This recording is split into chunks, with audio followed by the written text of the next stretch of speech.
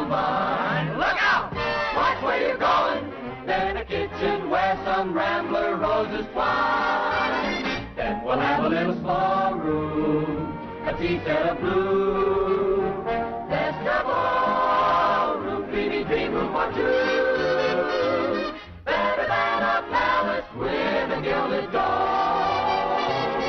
It's a love nest, you can go home. The small room tea set of blue. Best of all, room dreamy for two in our love nest.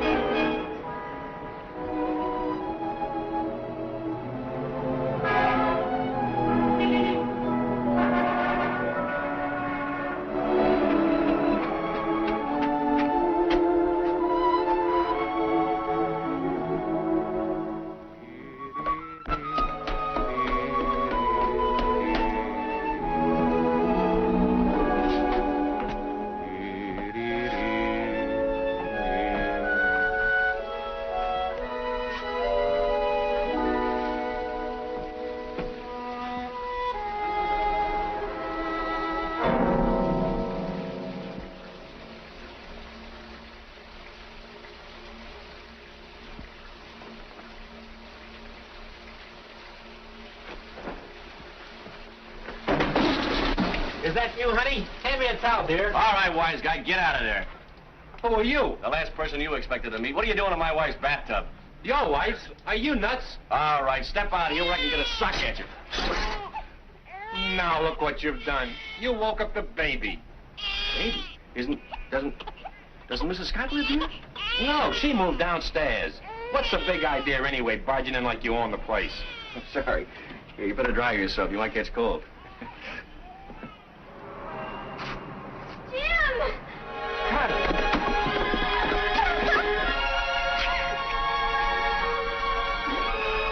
Oh. What's the matter? This isn't what I planned. I was going to be all dressed up and just look at me. Oh, darling, I'm such a mess. You're the prettiest looking mess I've ever seen. Why didn't you let me know you're coming home?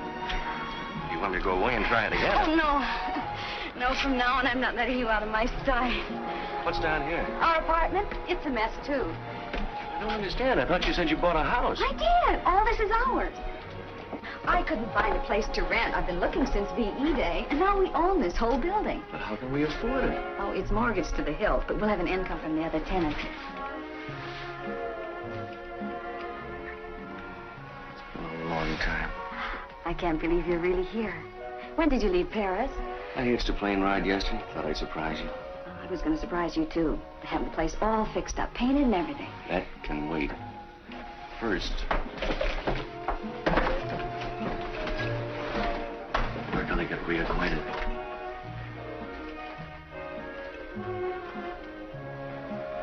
Oh, if you knew how much I wanted. Did you miss me? Only 24 hours a day, every day, for 2.5 years. Did you really like the place, honey? It's wonderful. I had all this furniture Mother left me. It was just standing around in storage, so I thought I'd move some of it to the apartment.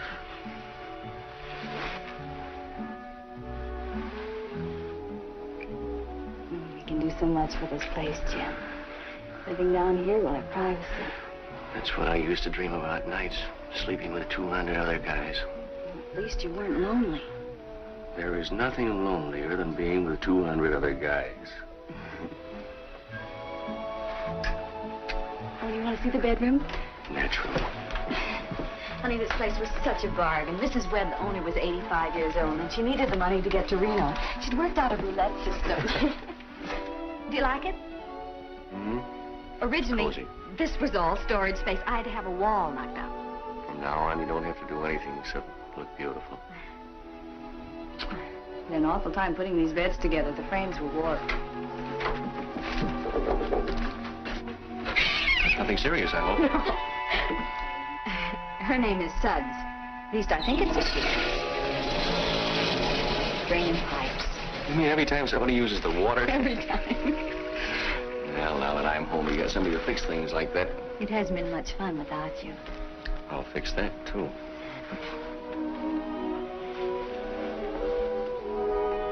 You gained a little weight. Oh, you. There goes the doorbell. Maggot, go away. I better see who it is. You're not home. You're a landlord now. The landlord is always home.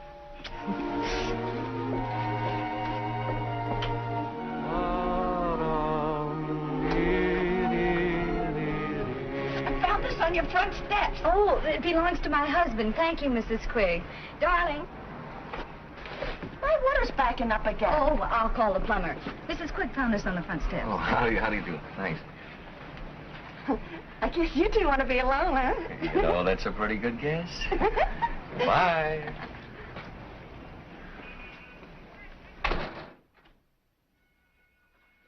Watching lots of stuff from Paris. Perfumes, nightgowns, that silk you wanted. Oh, well, let me see. Everything in its own time. What's that? There's a firehouse right down the street. Isn't that convenient?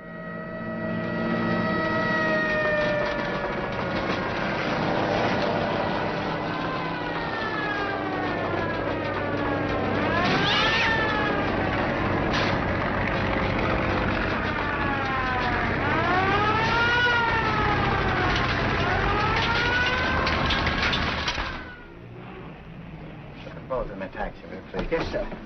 Mr. Cummings, this place won't be the same without you. You're the best tenant I ever had. Are you sure, Mrs. Mackey? Can't you tell? Thank you. And may I add that you are a jewel among landladies. Thank you. It's a shame you have to leave for Colorado so suddenly, just when you're getting settled. Yes, that's the curse of my profession. But a mining engineer must be always on the move, looking for new fields to conquer. Where do you want me to forward your mail? Dear lady, I haven't read my mail in 20 years. Letter writing has become a lost art. Thank you. Oh, I didn't give you the refund on your rent. That's quite all right. You keep it and buy something for yourself. Oh, my God. Please, in memory of the many happy hours I spent under your roof. Well, I guess I must be going. I wouldn't want to miss my train. Grand Central Station? Yes, sir. Hurry. Goodbye, my dear. Goodbye, Mr. Cummings. Hurry. Goodbye, Mr. Cummings.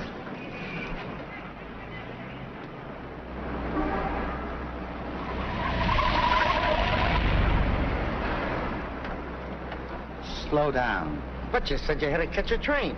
Did I? Well, that's life, I guess. Take me someplace where I can check my bags. Okay. And then you can drive me to, 337 Gramercy Place. Kitty, kitty, kitty, kitty, kitty, kitty, kitty, kitty. Look, I'm not trying to start a flirtation, but do you live here?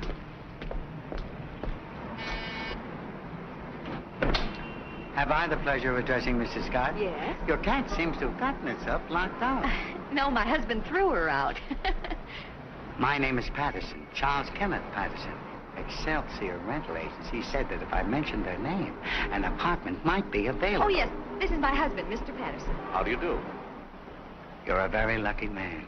I'll be glad to show you the apartment. Thank you. But somebody's already living up there. I know, the McNabs. They moved up to 3B because they needed more room for the baby. So now there's an empty apartment on the first floor. Good.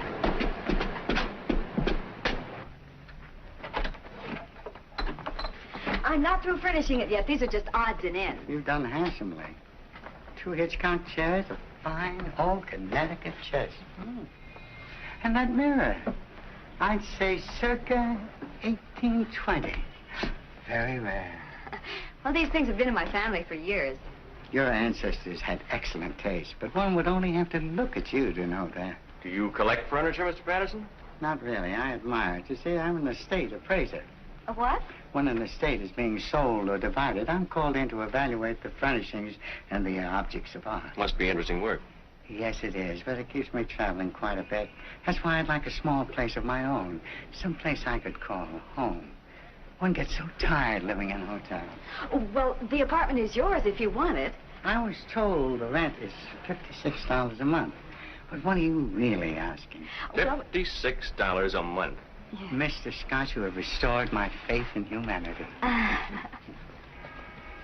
People are so greedy nowadays. Everybody's trying to get rich at once. I think that's correct. Thank you. Come on, let's see. Speaking professionally, what's your opinion of this house? Pretty good shape for its age. Foundation is hardly settled at all. That proves it was built well. Oh, may I have one of your personal cards? For your mailbox. Oh, yes, of course, yeah.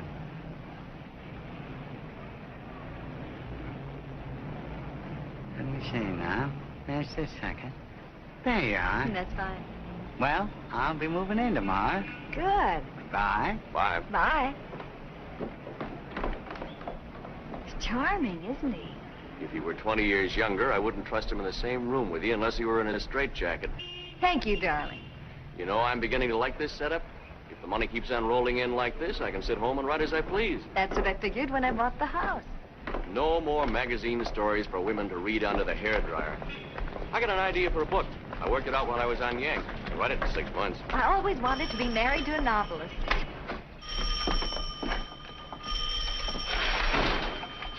Hello? Just a minute. The feature goes on at 5:36 and then again at 8:13. The break is at 7:54. You're welcome. What was that? Well, people are always dialing this number instead of the neighborhood movie theater. It's less trouble just to keep a copy of their schedule. Why don't you just have the telephone company change our number? Oh, if we complain, they'll take our phone out. It isn't listed in our name. Oh. Well, it's those little touches that make a house a home, I always say. How much money we got in the bank? Oh, about $300, I think. Is that all? Well, the down payment was $4,000. But at least we're not living on our savings. We've got our money working for us. What's our monthly income? Now that all the apartments are rented, we'll net about $190. Hey, that's not bad. I knew you'd be pleased. What do you say we take a vacation before I get to work? We can go on a camping trip. Make a second honeymoon out of it. Oh, we never really had a first one.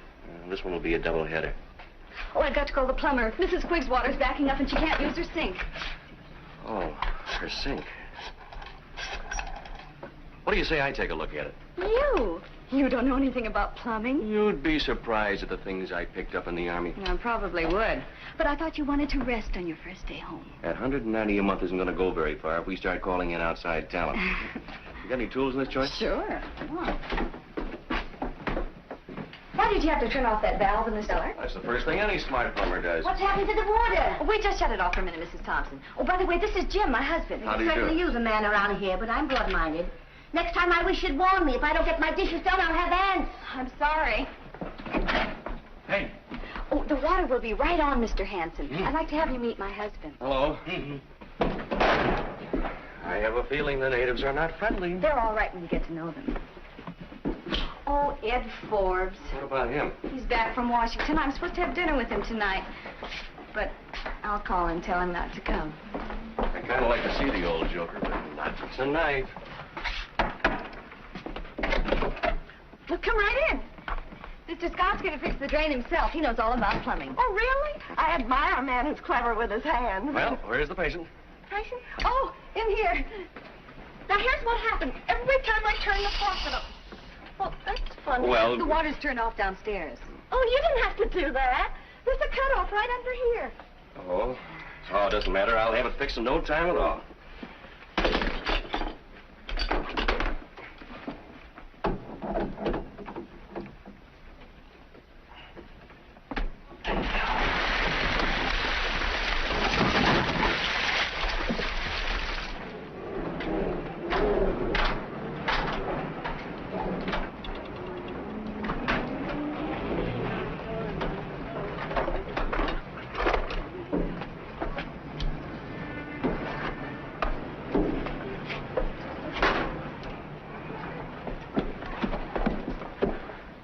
Everybody's a plumber. You'd better hurry, Mr. Fain. It's flooding into the hallway. I could have fixed it myself if I'd have had the right tools. Well, that's all right, dear. He only charges $3.50 an hour, and this is the first time he's been here all week.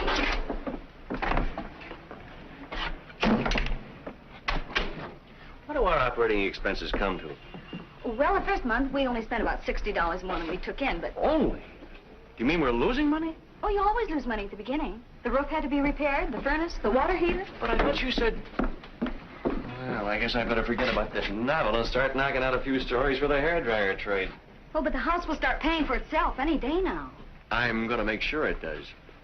Have you been keeping any accounts? Mm-hmm. Now, let me see. I packed them away when I was moving. Oh, well, anyway, when you owe people money, they always remind you about it. Doesn't anybody owe us money? Just Edie Gaynor. Her rent's only 3 days overdue. Well, why haven't you collected it? Well, Edie's been so friendly to me, I kind of hate to ask her for it. She's a widow and doesn't have very much. Now, listen. We're not here to make friends. Every cent that we have is sunk in this place, and if we're going to put it on a paying basis, we've got to be firm with the tenants. All right. All right. You do it. Me? You're the landlord, darling.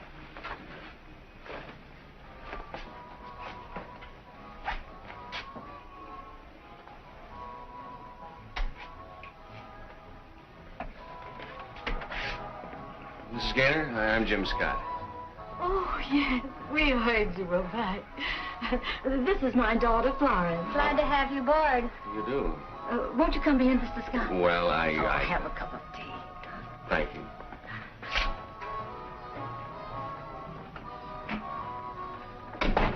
All the fellas will stop.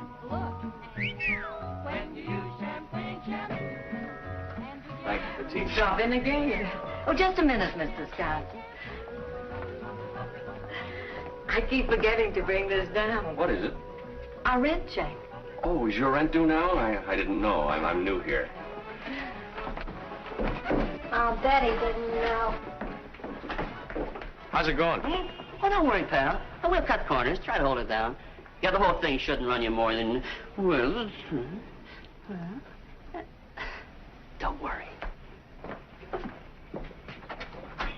Certainly took you long enough. Did you get the rent? That? Oh, sure. I just said, by the way, old girl, the monthly gouge is a trifle overdue, so if you'll kick in... This check is dated 3 days ago. It is. That's what a man wants from his wife, encouragement. Oh, George is waiting to help you move the rest of Mr. Patterson's furniture. Oh, no. Now, look, I've got a hard war, and Who's George? This is Thompson's son. He's been a great help to me. This is not the way I plan on spending my first evening home. Hiya. Did you have a nice time in the Army? I'm beginning to think so. You can start with the Davenport. Better grab that end. Ready?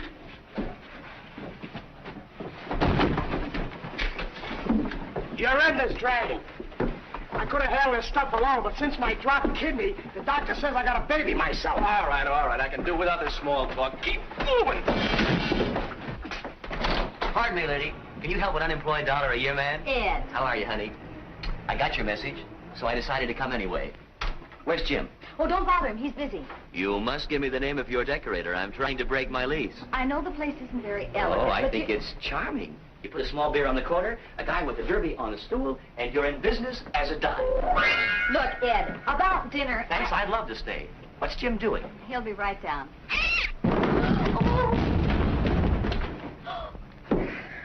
Oh. Welcome home. What else is new?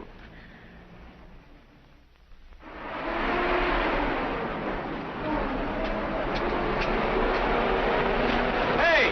Sorry, Mac. We picked up 2 hours ago. But I overslept. Try it again next week.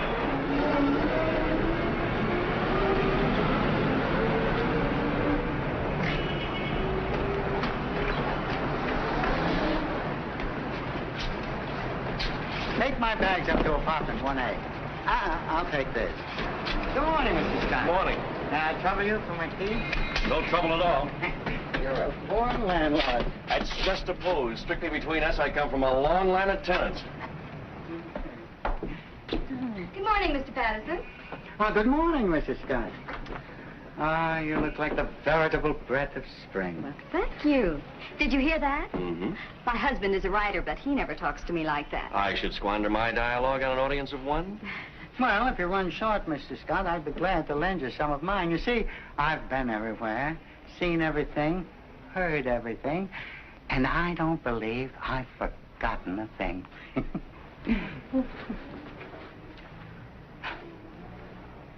Thank you. Good day. Well, what are you all dressed up for? Well, if you're settling down to work, I think I'll go shopping. I have to get material for curtains and some throw rugs. Hey, whoa, wait a minute. I haven't sold anything yet. Oh, this is the first chance I've had to get away from the house. Oh, let me see now. What did I do with my wallet? Last time I wore my brown shantung, so it should be in my brown suede bag. Guess it's in my green one.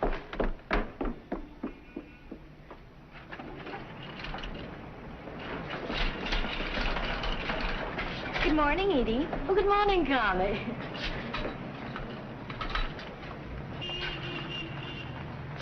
Allow me.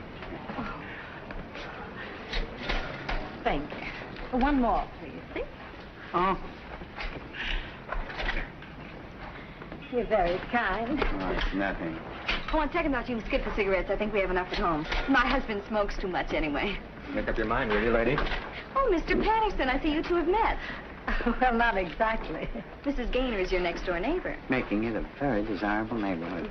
She's also the best cook in the house. Oh, now, really? Please, Mrs. Gaynor, don't be modest. That's an accomplishment to be proud of. You know, I often think that half the troubles in this world are caused by bad cooking. Well, I really haven't bothered much since my husband died. No fun cooking unless you have someone to cook for. How true, how definitely true. I guess I better get back and fix Jim's lunch. He's been alone in the house all morning, working on a story.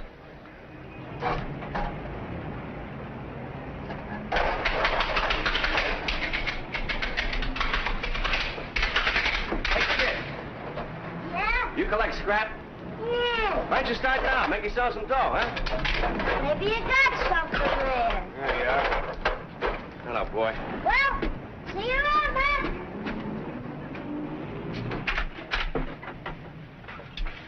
Nobody could tell this wasn't a professional job. Feels good to be doing something constructive around here for a change. First chance I get, I'm going to paint that fence and all the woodwork. Oh, how nice. Hi, Edie. Connie, have you seen Mr. Patterson around? No, not since yesterday.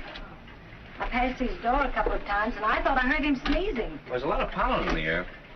Sounds more like pneumonia to me. I hate to think of the poor man in there, all alone with no one to take care of him. Well, why don't you knock on his door? Oh, no, that wouldn't look right. But I thought if the landlord called on him... All right.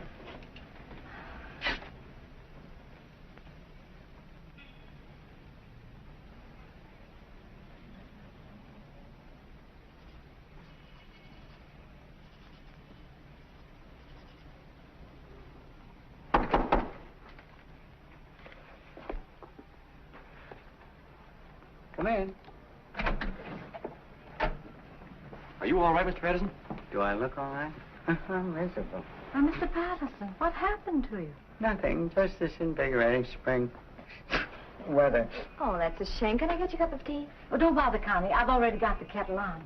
How about some toast? Maybe a bowl of soup, huh? Thank you, Mrs. Gaynor. I knew the moment I met you, you were an angel of mercy. Let me straighten your pillows. Oh, would you like a mustard plaster? Mrs. Gaynor, you mustn't coddle me. There goes the mailman.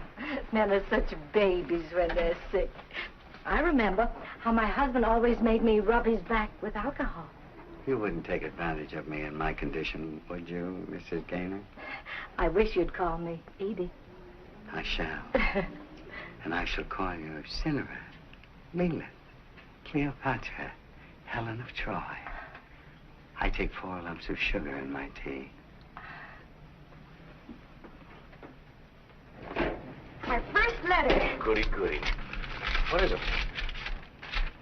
A bill from the plumber.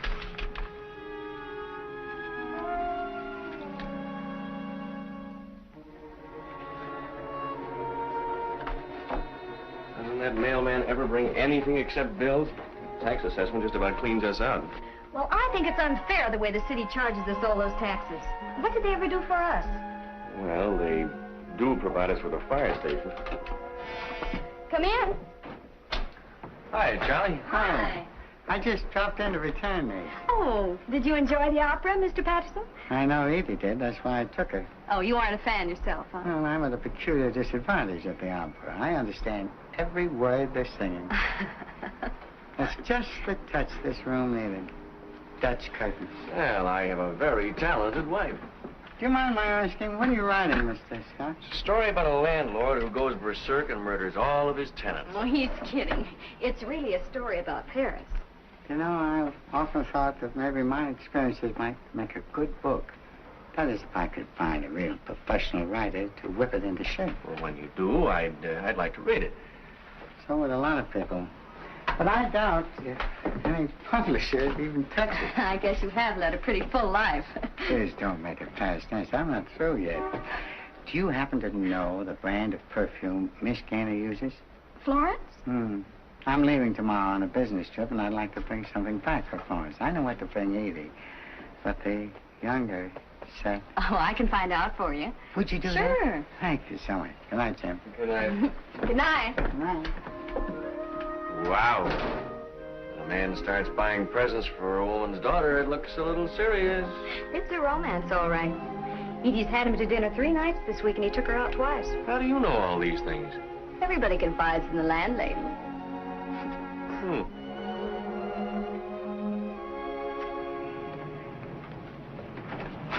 Morning. Good morning. Got any 50-cent haircuts for $1.25? The speciality of the house. Hi there, James Boy. Hello, Charlie. Your next, sir. Thank you. Getting overhauled for your trip? Yeah, slightly around the edges. Oh, Jim. What? Did your wife get a chance to talk to Florence? Oh, yeah. She uses flaming passion, but what she'd really like is something called You Can't Take It With You, only she hasn't courage enough to buy it herself. I'm beginning to believe that girl has hidden dust. Do you want a high polish or a dull finish? My dear, I don't think anything you'd start could possibly have a dull finish. What do you want done with your mail while you're gone? Oh, Jim, I never write letters, and I don't encourage anyone to write me. You know, I heard you can get in trouble using the mail. Would you like a facial massage? Well, it won't do any good, but it may give me confidence. Go ahead.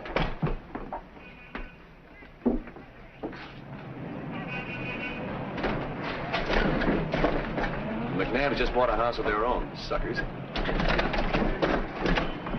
Oh, Mrs. McNabb, we were just saying how we hate to see you leave. We're going to miss you, too. Say goodbye to the nice man, Jeffrey. Go ahead. Oh, sleepy. Oh, he never talks when you want him to. Well, I gotta get on with my packing. Goodbye. Bye. Goodbye. Bye. Bye. Good morning, ladies. Morning, Mr. Patterson. How's your rheumatism today, Mrs. Thompson? Well, if some young fellow was to ask me to go dancing, I wouldn't say no. Mrs. Quigg, it's a perfectly delightful outfit you have on. I hoped you'd notice it. I have.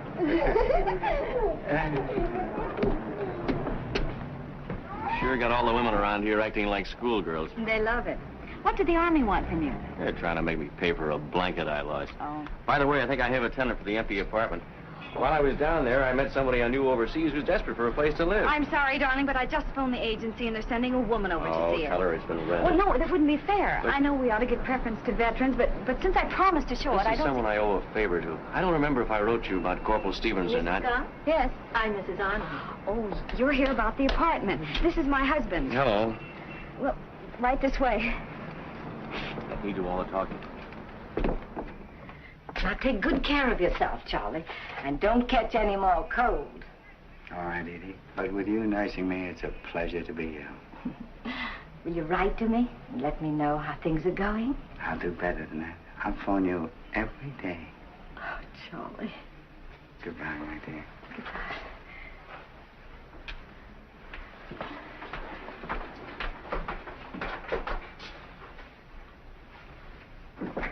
It's just what I've been looking for. Don't you think the rent's a little high? Oh, no. It's very reasonable. Of course, if you don't mind climbing 2 flights of stairs. The place I live in now has 4 flights. Oh, I'm sure you can do better somewhere else, Mrs. Arnold. This place is cold in the winter and hot in the summer. The neighbors are noisy. I think I'm going to be very happy here.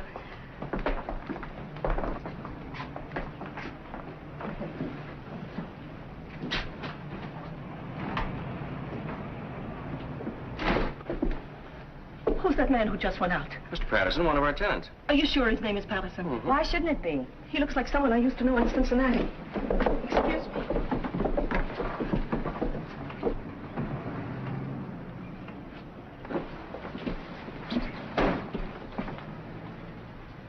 I could have sworn that was Paul Chapman.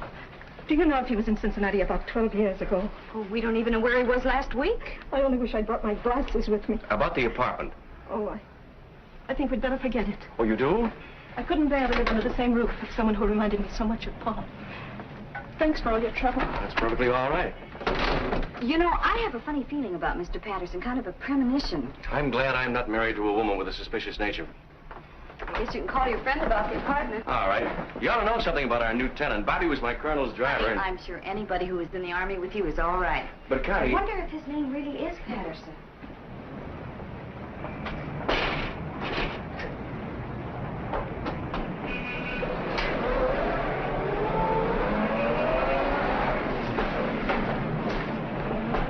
You know where that goes? Don't worry, lady. We've been delivering coal to this place for 10 years. But I was just... Now, don't you dare touch this fence. My husband just painted it. Big deal. Pardon me. Are you the janitor's wife? No. I'm the landlord's wife. Oh, I'm sorry, Mrs. Scott. I had no idea. My name is Roberta Stevens. Jim just called me about the apartment. Oh, well, there must be some mistake. My husband's renting it to someone he knew in the Army. Well, that's me. I was a WAC. Jim and I were stationed in Paris together. Just a minute.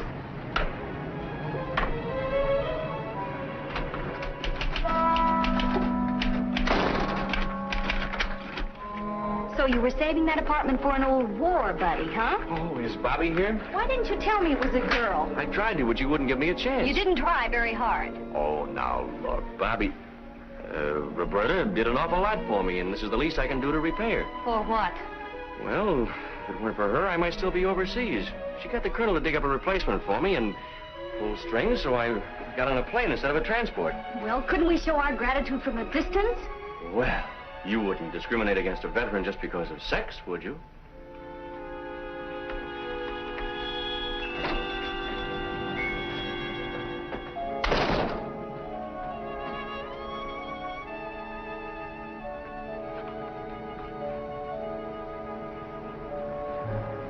Say, remember the night I drove you to the airport? Uh-huh. Well, on the way back to Paris, I hit a hay wagon. You never saw such a mess. Took me days to get the straw out of my hair. None of the girls would believe me when I told them how it happened.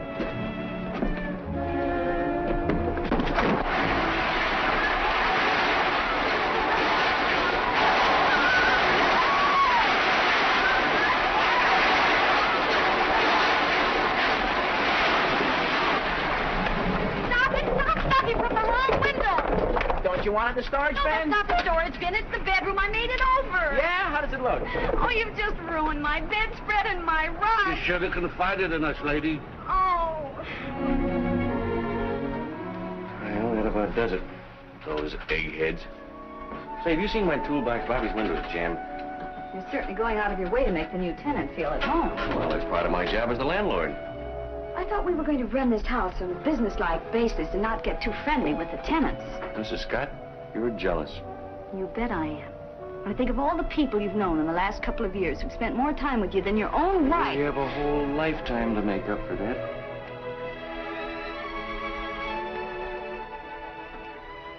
Hey, don't we have an anniversary long about now? I don't like to point, but it's tomorrow. Well, that's perfect timing. I'll have my story finished, but then we can go out and celebrate. I wonder where I put that toolbox.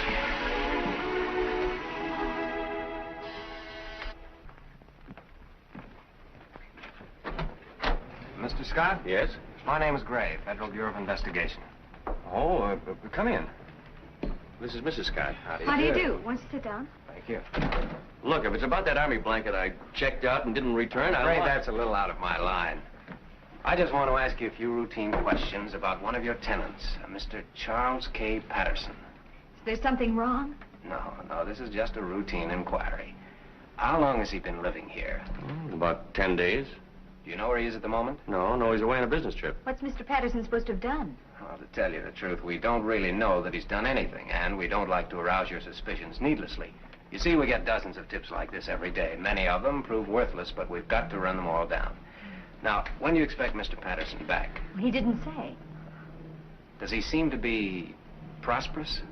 Well, he carries quite a role. Income tax? Sorry. I'm not at liberty to discuss the reason for our Oh, investigation. Mr. Gray, this is very important. Is he dangerous? Don't alarm yourself. If Mr. Patterson is the man we're looking for, and I'm not saying he is, you're in absolutely no danger, Mrs. Scott. Look, you can tell me. What do you got on this guy? Well, if we had anything on him, I wouldn't be asking you these questions. Is there something we can do to help? Yes, there is. Just forget I was here. Goodbye. Goodbye. You see, my hunch about Mr. Patterson was right. Oh, it's probably back taxes, or maybe they got a crank call from that woman who mistook him for somebody she knew in Cincinnati. What makes you think Mrs. Arnold was mistaken? Well, you heard what she said. She hadn't even seen this guy in 12 years and didn't have her glasses with her. No, I still think there's something peculiar about him. I wish I knew what he carries around in that briefcase. What suddenly turns you against Charlie? I thought you liked him. I never trust men who are too charming. That's why I married you.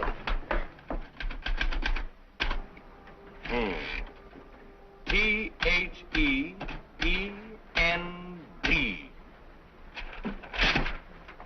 Can I read it?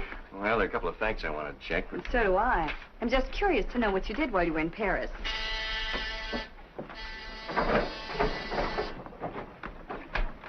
The best man coming. Happy anniversary.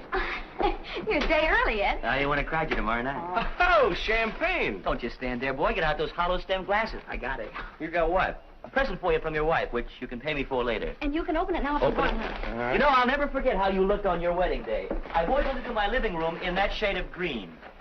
Oh, this is absolutely beautiful. What is it? Tropical hammock, certified 100% war surplus. I thought it would make up for that camping trip we couldn't take. Thank you, dear. You can put it up in the backyard. Just imagine we're in the Maine woods. That won't take much imagination. The grass hasn't been cut out there in months. Anyone for champagne? Oh, it doesn't seem like we've been married for 3 years, does it? That's because you haven't been working at it, or at least not in the same place. Cheers. Cheers. Cheers. And cheers, Ed. I wanted to ask you something.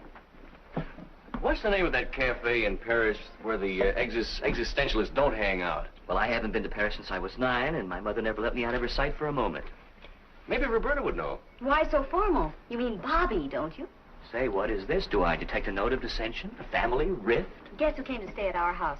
An old flame of Jim's. She is not an old flame. Just because we were on the same side during the war... A whack? Yeah, it was a big army. And you moved her into the house? Shocking. Did you collect the first month's rent from her? No, it slipped my mind. You'll probably have to wrestle her for it. Sounds like a thoroughly disreputable young lady. How soon can I meet her? Well, if you want to come over some afternoon and help me clean up the yard, why... Pardon me. Oh, hello, Mrs. Scott. I brought you the rent. Thank you. Seems strange giving money to a man you know. I'll bet it does. In case you didn't catch my name, I'm Ed Forbes. Oh, yes. I've heard a lot about you from Jim. You're a lawyer, aren't you? I practice before the bar, also behind it. Can I offer you some wine of the country? I'd love it. If there's one thing I have a weakness for, it's champagne. If there's one thing I have a weakness for, it's girls who have a weakness. What are you celebrating? Our wedding anniversary. Really? Mm-hmm. You know, all the time we were overseas, Jim talked of nothing but you. And that must have been pretty dull. Oh, no. Jim can make anything interesting. I'm sure Miss Stevens is just the person to refresh your memory about Paris. Oh, yeah. Say, Bobby, Roberta, do you remember the name of that cafe just down the street from the Dear Magot? Not offhand, but I could look it up in my diary. Could I peer over your shoulder? It's been so long since I've read a good book. Tell me, Miss Stevens, what did you do before the war? The same thing I'm doing now, modeling. Oh, then you're not a professional soldier. Your wife has a great sense of humor. Your humorous wife needs another drink. It's always been my ambition to get hold of a surplus whack. By the way, I'm having some people in for a housewarming tomorrow night. I'd like you all to come. Sure thing. Have you forgotten, dear, we're going out to dinner tomorrow night? I'm available. Well, I think I'd better be going. I've hardly unpacked yet. Do you mind if I come along and help? 3 hands are better than 2. Thanks for the drink.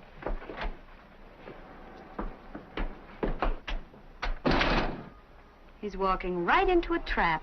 Yeah, but look at the babe.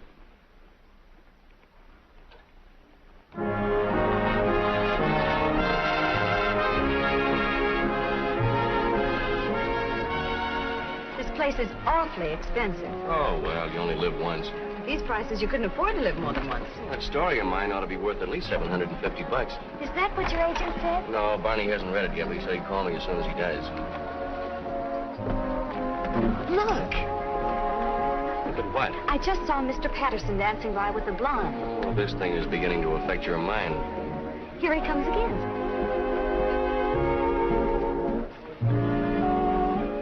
he was supposed to be out of town on business.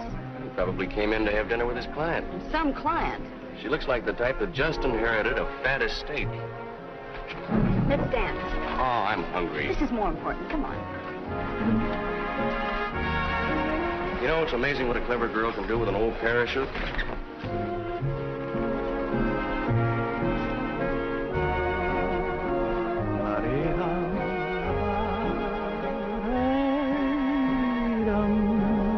You have a very romantic voice. Untrained, of course. Like the thrush warbling his native wood notes. Wild.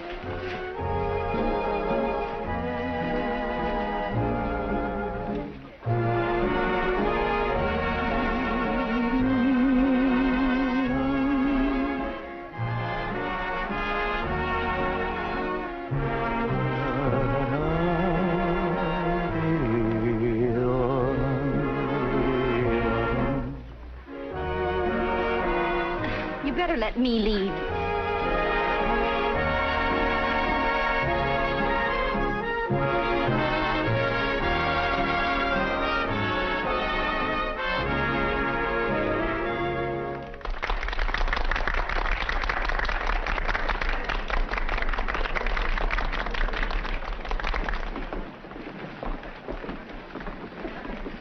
Through playing private eye? Well, that makes at least 3 women in his life, including Mrs. Arnold and Edie. You must be some kind of a bluebeard. There's only one thing wrong with your theory. All those women are alive and healthy. Edie, though, I'm worried about. Suppose he's already married. Excuse me, darling. Where are you going?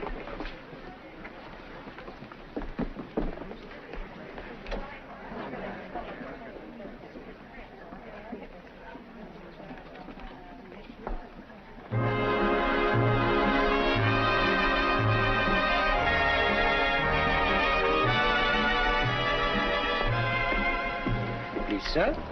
Oh. Now that we've worked up an appetite, what would you like, my dear? You order for both of us. I'll be delighted. We'll have prosciutto with melon, lobster dish, Chateaubriand with sauce béarnaise, pomme soufflé, and braised endive. Am I going too fast, Frank? Oh, not at all, sir. Would you care for some champagne with that? Anything you say. Champagne is for peasants. I prefer the Chambertin. Excellent choice, sir. May I suggest the 1934, sir? You may indeed. I do admire a man who knows how to order in a restaurant. I was a head waiter myself one time. That was the summer my dad and I had a fight, and he cut out my allowance. Really? And from there, you went on to make your first million in the oil business. Please, tonight I want to forget all about the drab world of commerce. And in the words of an old Persian tent maker, all I ask of life are a jug of wine, a loaf of bread, and thou. And I've already ordered the first 2. You must have met a lot of beautiful women in your career. I may say that I have known all the great beauties of our time. But the calendar never really started until the day I met you. Did you overhear anything? I couldn't catch any words, but he's really giving her the old candy. I don't know what Charlie's got, but I wish I could bottle it. We'd make a fortune. There's just one thing I can't figure out. What does he want from Edie? He can't be after her money. She hasn't got any. Ah. Well, you ordered. Looks good. Should be. All the retired truck drivers eat here.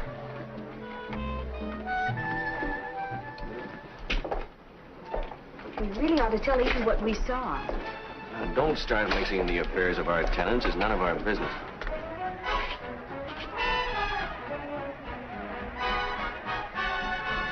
You want to go up to Roberta's for a minute?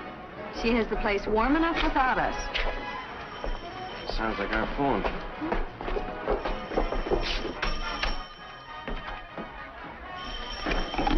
Hello. Oh, hello, Barney. How'd you like the story? What do you mean it won't sell? It's as good as anything I've ever written. Well, aren't you even going to submit it? Maybe I better get myself a new agent. All right. I'll drop up the office tomorrow morning. What makes him a critic? Oh, he's right. The story's no good. Then you'll write another one that's better. In this madhouse, how can I concentrate on my work when there's a new crisis every 5 minutes? I can't even sit down and write my name without... What's the matter with those lights? I wonder if I paid the light bill last month. Well, this is a fine time to think about that. Oh, I'm sure I did. I'll check the fuse box. Oh, be careful. She can see in the dark. I can't. I guess I'd better go and call the tenant down.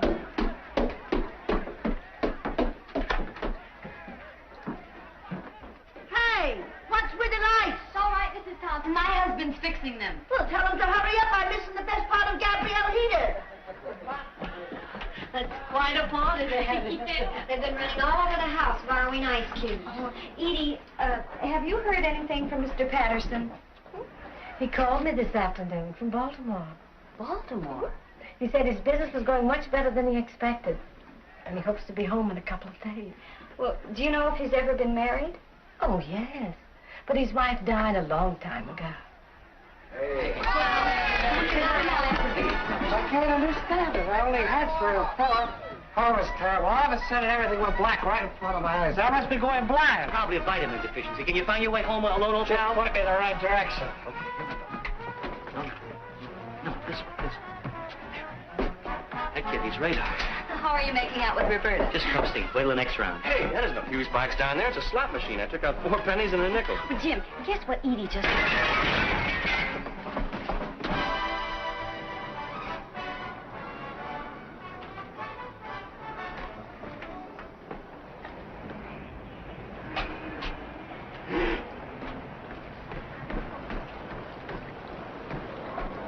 Good morning.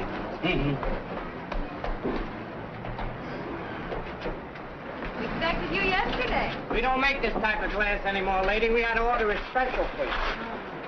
Good morning. Good morning, Edie. Ma, you're certainly brightening the place up. House hasn't looked this good in 20 years. Jim doesn't like to admit it, but he's getting a big kick out of it. Oh, excuse me. Hello, my dear. How was the trip? Oh, wonderful. Just Wonderful. Did everything work out all right for you? Yes, I was quite successful. Hello, Mr. Scott. Welcome back. Thank you. Thank you. Oh, it's lovely out here. Just lovely. I've always wanted to own a piece of land. There must have been a hot time here the night Coolidge was elected. Jim, your friend Charlie is back from his business trip. Do you think we ought to notify the FBI? What for? Mr. Gray said to forget it. Who's Charlie? He's one of our tenants, and Connie is convinced he's a master criminal, or at least a polygamist. Well, Ed, you're a lawyer. Let me put the evidence to you. Suppose somebody moved into the house, and a few days later... place? I'm Mr. Scott. Department of Housing and Building. I'd like to inspect the premises. Yeah, sure, right through here.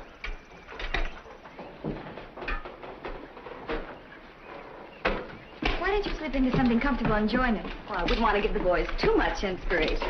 Excuse me. What do you say we have dinner together? Wonderful. Where? Oh, someplace where we don't have to dress, like your apartment. When did you buy this place? Last month. I see the violation still hasn't been corrected. What violation? This violation. You know, I got exposed wiring, which is illegal, but the wires are defective, too. This house is a fire hazard. You been here before? We took the previous owner to court twice. The last time she was fined, given 30 days to correct the violation. The deadline was a week ago. Oh, we didn't know anything about it. Mrs. Webb never mentioned it to me. Well, the law's very clear on that point. Caveat emptor. Let the buyer beware. You mean we're responsible now? Well, unless the wiring is replaced immediately, we'll have to condemn the building. No wonder she was so anxious to unload this place on you. I'm sorry, darling. I had no idea. Well, under those circumstances, I feel sure we can give you a 15-day extension. I'll take it up with the department. What if we can't pay for the job? Our problem is to keep you safe, not solvent. You'll hear from me later. I've enough from you already. Can they really condemn the place? If it doesn't burn down first. I think I'll ask Ed's advice on it. Well, Mr. Scott, Mother would like you and Connie to have dinner with us tonight. Thanks, but I'm not hungry. It's a sort of welcome home party for Mr. Patterson. Thank you. Tell her we'll be there. Wait till you see the present he bought Mother. Oh? Isn't it beautiful? May you wear it in good health, Edie. Ain't that something? Yeah. And it's a watch, too. Don't look very practical to me. I make it a rule never to be practical where women are concerned. It's much too expensive, Charlie. When they start trying to save you money for you, look out. I'm satisfied. I've been around a little longer than you have, Lan. More coffee? No, thank you. Say, Charlie, have you ever had dinner at a place called Piero's? In my time, I think I've eaten at every good restaurant in every major city in the world. Including Cincinnati? I don't particularly recall Cincinnati for its food. What's the matter, Jim? You're so quiet tonight. I've got a lot of things to be quiet about. Really? Well, why don't you try some of this? This is guaranteed to make you jump right out of yourself. That's one thing I'll say for my old man. He never touched a drop. You must have had a very dull life, Mrs. Thompson. Well, shall we tell them? Ladies and gentlemen, of course, I realize that you've all known Edie much longer than I, and there's no need in telling you what a dear, sweet, and considerate person she is. And having just concluded a profitable business transaction, I finally summoned up enough courage to ask Edie to give me her hand in marriage. And I'm proud and happy to say that she has accepted me. Well, congratulations. George? Give me a kiss, honey. I don't know what you could be thinking of, Edie, at your age. It's only after 40 that two people can offer each other the devotion of a lifetime and mean it. Connie, don't you have anything to say? I just hope you're not going to rush into this. Don't forget you're only old once. But after all, what do you really know about each other? Oh, as much as we need to know. We plan to leave tomorrow and get married in a lovely little spot that I found in Maryland. And after our honeymoon, we're coming back here and live in my apartment. You mean I can have this place to myself?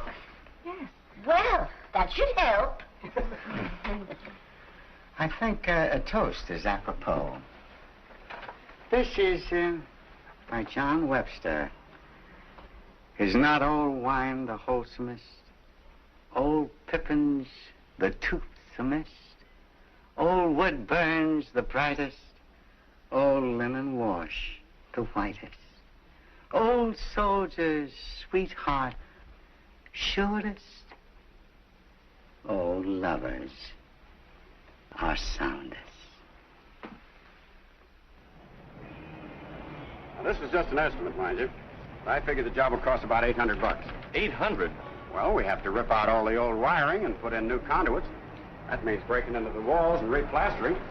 And we have to replace the light fixtures, switches, and wall sockets. Hey, maybe 800 isn't enough. Thanks. We'll let you know what we decide. In the meantime, don't miss any payments on your fire insurance. Hey, Mac! Did you call for a cab? No, I didn't, Mac. Have a good time. Those weddings always make me cry. They ain't married yet. That's right. I'll see you right away. Take all the time you need. Come on, darling. Come on.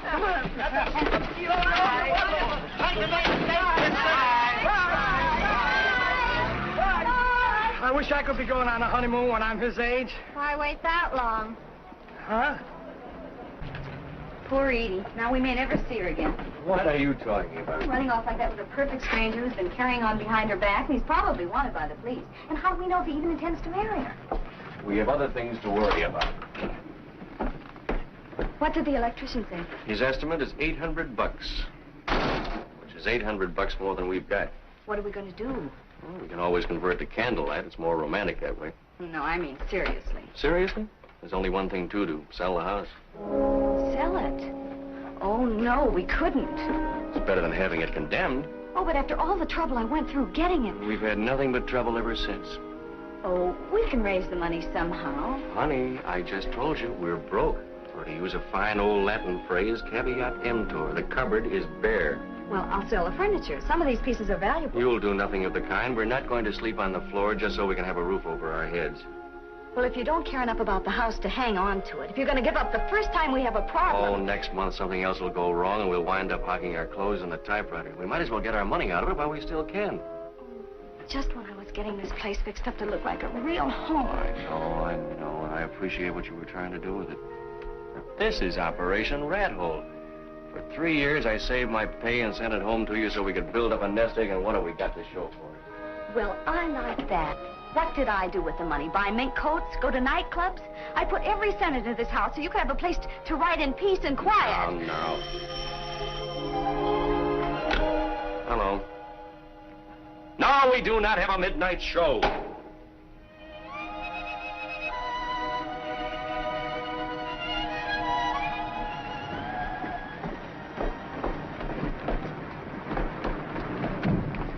Isn't the newlywed? Hello, Mabel. Hello, Edie. How was your honeymoon? Mrs. Quaid, we have both been married before. Nice to see you. Oh, Charlie, look. Oh, no.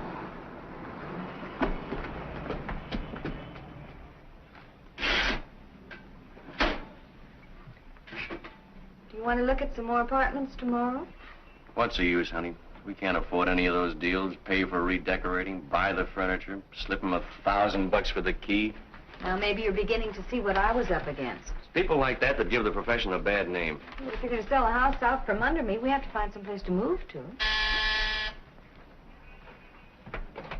Hello, Charlie. You all married and everything? And everything. Good evening, Mrs. Scott. Good evening. Did you bring Edie back with you? Naturally. I hear you're selling the place. If we can find somebody to buy it. I feel terribly sorry to see you leave. We may not go very far, just out to the sidewalk. How much money would it take to get you out of your present difficulty? Well, we got to rewire the place, and that's going to cost $800. Is that all?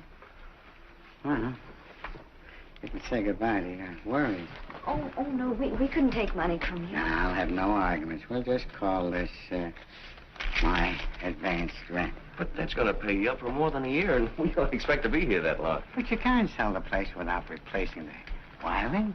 That wouldn't be honest. But I still don't think that we Please don't deny me the pleasure of helping you. I know how tough it is to be young. I can remember. Besides, Edie and I have a sentimental attachment for this place. It's the first real home I've had of my own in years. I wouldn't care to be evicted. I can sign a note for the money. My boy, if we come to the point where we have to put it on paper, just the shake of your hand is enough for me. Thanks, Charlie. Well, I'll be getting back to the bride.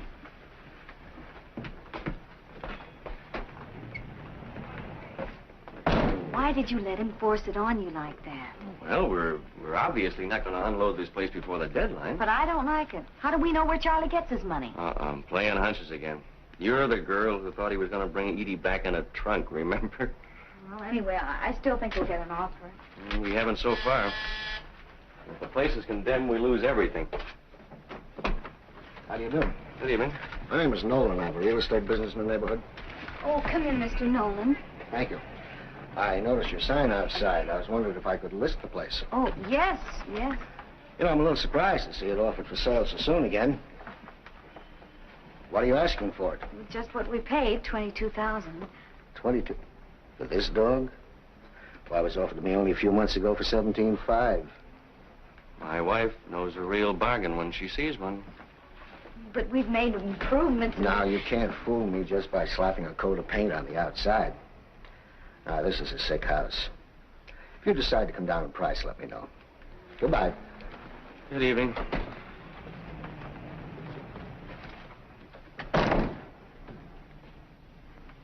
All right, maybe I made a mistake.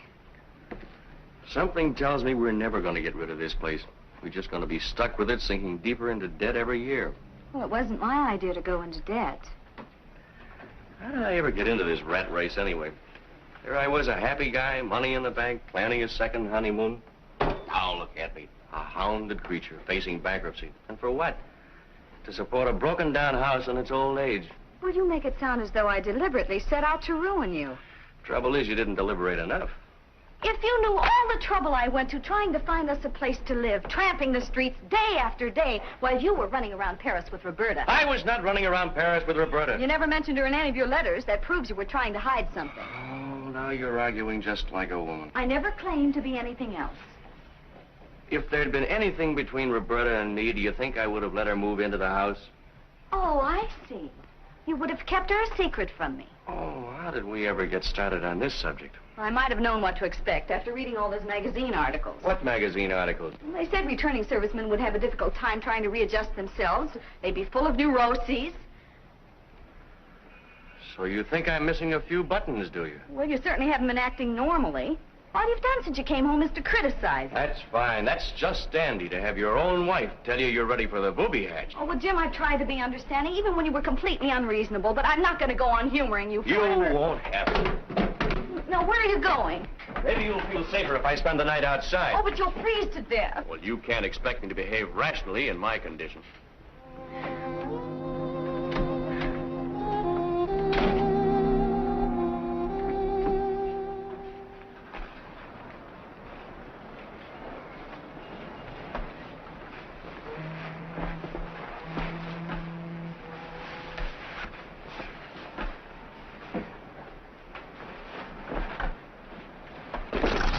Get out of here. Go away.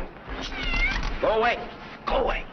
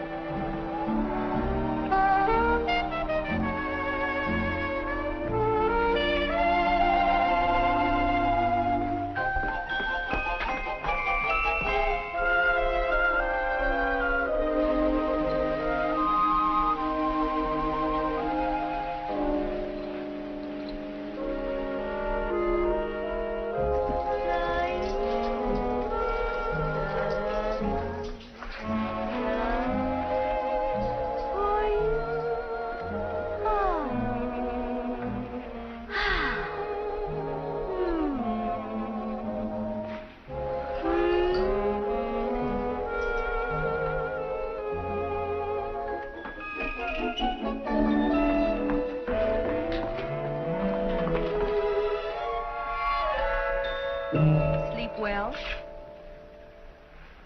Yes. I mean, no. I was just... My hammock broke down. Roberta's apartment was empty. She was away over the weekend on a Never modeling mind job. about that now. Look at this. So what? That's the same woman we saw Charlie having dinner with. How can you tell? She's only got half a face. And the description of the man who swindled her sounds exactly like Charlie. You're jumping at conclusions. They're jumping at me. Listen. Mrs. Fraser met the dignified old gentleman at a swank hotel where he was registered as Peter Chadwick. After a whirlwind courtship during which he showered her with gifts, Mr. Chadwick proposed marriage. He also offered to invest part of her capital in his alleged enterprises. The attractive widow turned over $12,000 to her fiancé, and that was the last she saw of him. After waiting a week, she notified the police. Well, that's the big business deal that Charlie pulled off. There's probably some very simple explanation for the whole thing. Let's go downstairs. And how do you explain this? From the man's method of operation, the police have concluded that he is the notorious Charlie Price, who is wanted on similar charges in at least 7 states. Over the past 15 years, he has defrauded scores of gullible women of a reputed $500,000. Poor Edie. Confidence men don't go around marrying penniless widows and lending money to strangers. All right, we'll give him a chance to prove himself. Yeah, let's do it right now. Oh, I wondered where you disappeared to. I know what you're thinking, but you could be wrong, too. I don't care where you spent last night or any other night. But Roberta just got back. I was still asleep, and I didn't know. I'm only talking to you because this is an emergency. But that doesn't mean I'm speaking to you.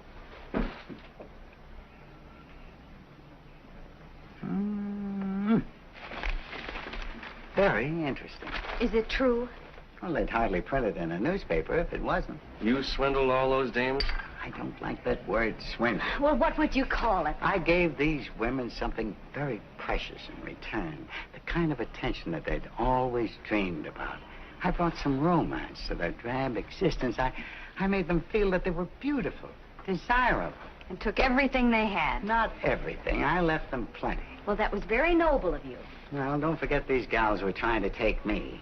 They thought they were getting some rich old duffer that would kick off any moment. You know he's got a point there? That's right. Stick up for him. Any man who would take advantage of a lot of poor widows. On the contrary, they were rich widows. And why were they rich? Because their husbands worked themselves into early graves just to leave them well fixed. I felt that I owed it to all men, everywhere, to get back a little of that money and have some fun. But, Charlie, where does Edie fit into this picture? Yes. I love Edie. You have a funny way of showing it, running around with Mrs. Fraser. That was my farewell performance. I wanted to start my marriage on a sound financial footing. You mean you're retired? Well, that's entirely up to both of you after what you already know. Well, I have no sympathy for you, but I don't want to do anything that'll hurt Edie. Oh, thank you. Yeah. It might be embarrassing, though, if the cops show up again. Again? There was an FBI man here a couple of weeks ago asking questions about you. Well, I better be starting on a little trip. Excuse me.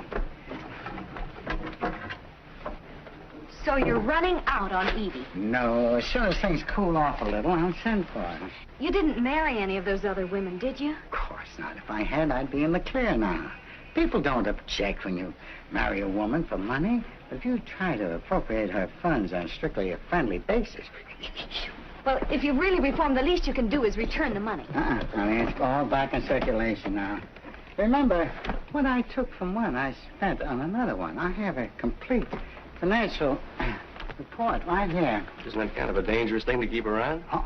This proves that the newspapers exaggerated my income. I had hardly anything left after I paid my taxes. You paid taxes on that money? My boy, I have my ethics.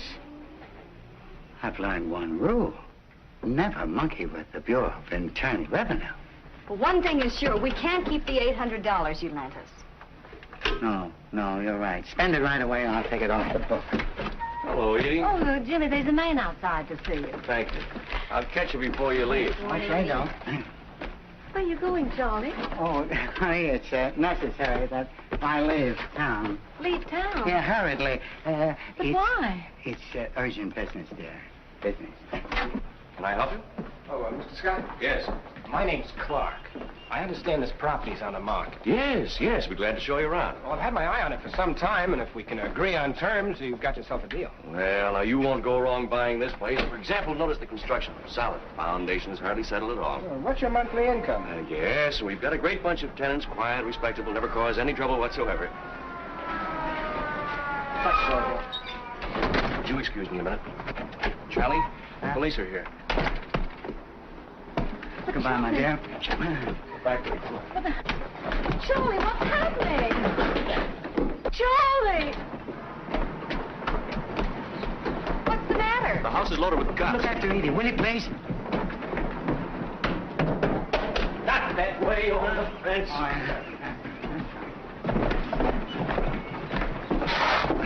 What's the matter? I'm caught on a nail. Oh, well, hang on. What a suggestion. Hold it! No. Get down. All right. Okay, come on, Dad. I'm not your dad. Did you have one? Yeah, Jim. I'll take that. Nice work, Max. He almost gave us the slip. What's going on here? How should I know? Such commotion. I don't understand. Why should the police want Charlie? Now, Edie, you've got to be brave. What's happened to Mr. Scott? This is no way to do business. Oh, Carl! Bernard!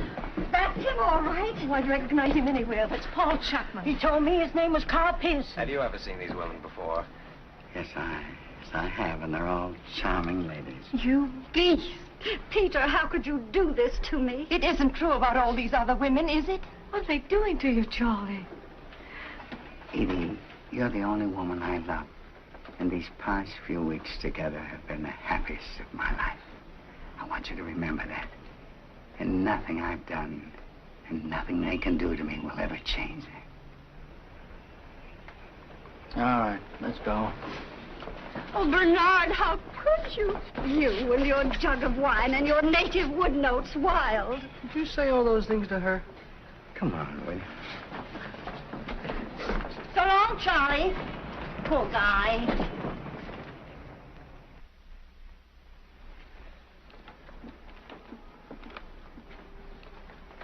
When I left, they were still questioning him about his career, and they're only up to 1941. You did get in to see him, didn't you? For a few minutes, he insists on pleading guilty. He said he's enjoyed his life thoroughly, and now he's willing to pay for it. Would it help any if I spoke to him? I don't think so. It's for your sake that he wants to avoid a trial. Couldn't we get him out on bail?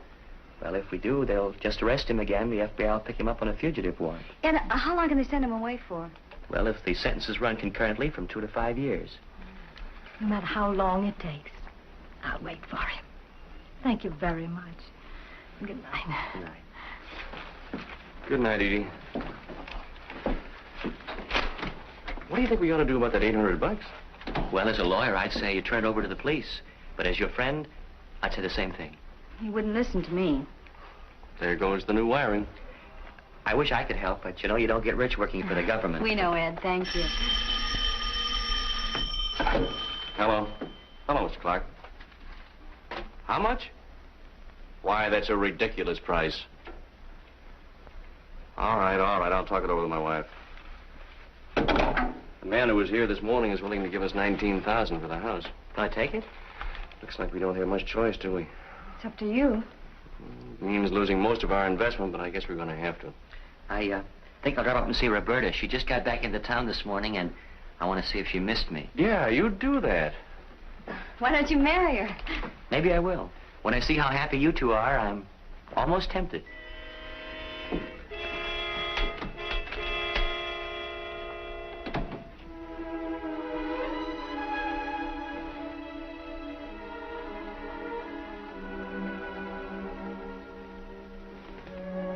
Are you asleep?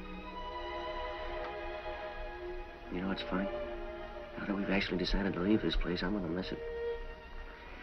I guess we've done a pretty good job around here. Certainly the best-looking house on the block.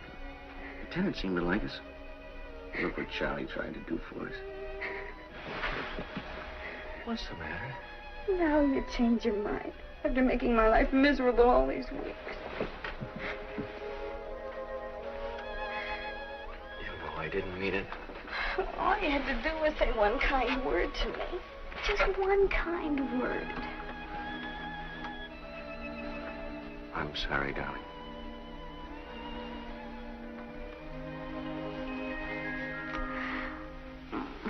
Sometimes I almost wish you'd been married before. Then you might appreciate me more. I wouldn't be married to anybody else for anything. Even though I went and lost all our money. We have something more important than that. Something nobody can take away from us.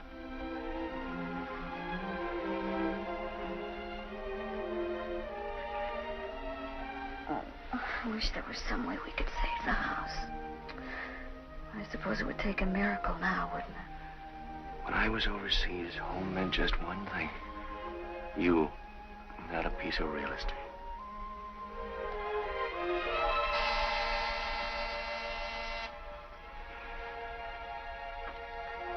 Now what?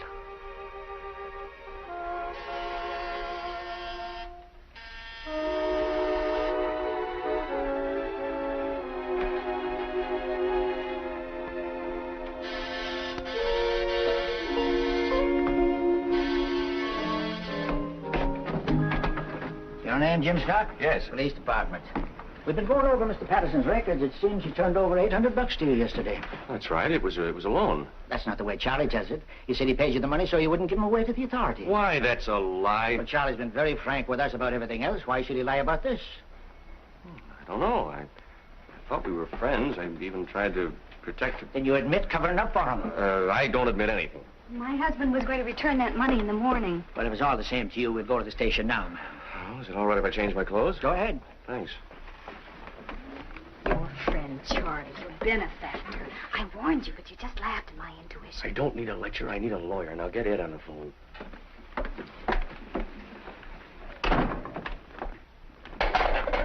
In here. Oh, Jim boy. Glad to see you. You're putting me in here with him? He asked for you as a special favor. Thanks, man. Anytime, Charlie. You sure gotta hand it to you. All those women. You were 20 years younger. I was 20 years older. I'd knock your block off. That's a nice way to talk after all the trouble I went to get you in here. You told him a pack of lies about that money. I had to. Why? Now I don't get stop breathing through your mouth and listen. What's going on in there? Tay-to-tay. All right. I'm listening. Look, a newspaper syndicate offered me $5,000 for a series of articles on my career. I accepted on one condition, that you be allowed to write them. Why me? Oh, I thought it was the least I could do, so you keep half of the money and give the other half to Edie. That'll help her carry on while I'm gone. And you had me tossed into jail to tell me that? Yes. Now, come here. They want to start running my story while it's hot, and this is the last chance I have to dictate it. And confidentially, they're handing me over to the federal boys tomorrow. And they are much stricter than these boys here. Hey, but how do I get out of here? Oh, easy. All they've got against you is my word. Tomorrow morning, I shall magnanimously admit I made a mistake. Why don't you pipe down? How's a guy going to get any sleep? Oh, sorry. Now,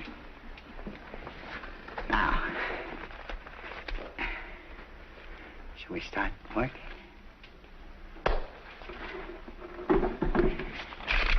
I shall never forget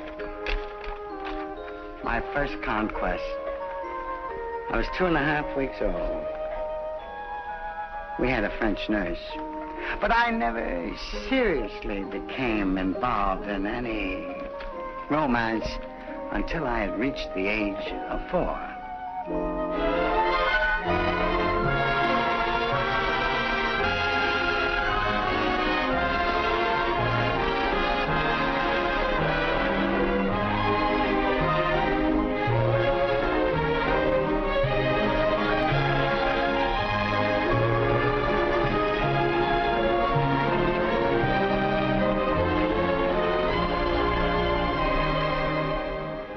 My client is willing to give you $35,000 for the house.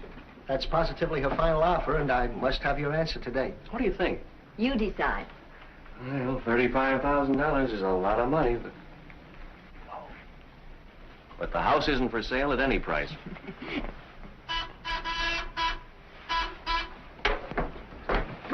Hello. Sure thing. I'll be right up. Excuse me. I've got to go help one of our tenants.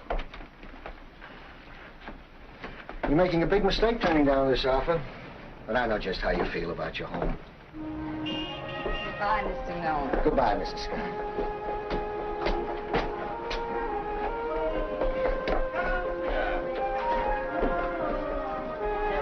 I got it. You got it? Yep. Very careful. Don't wake him up.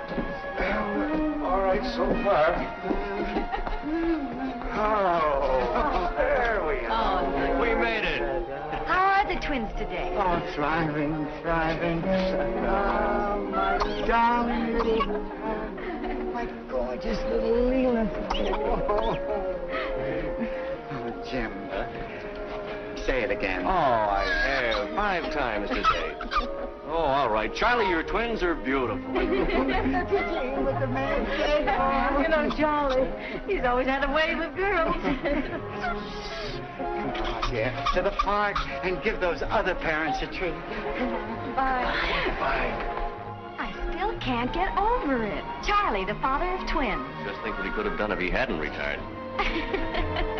Just a love nest, only a love nest.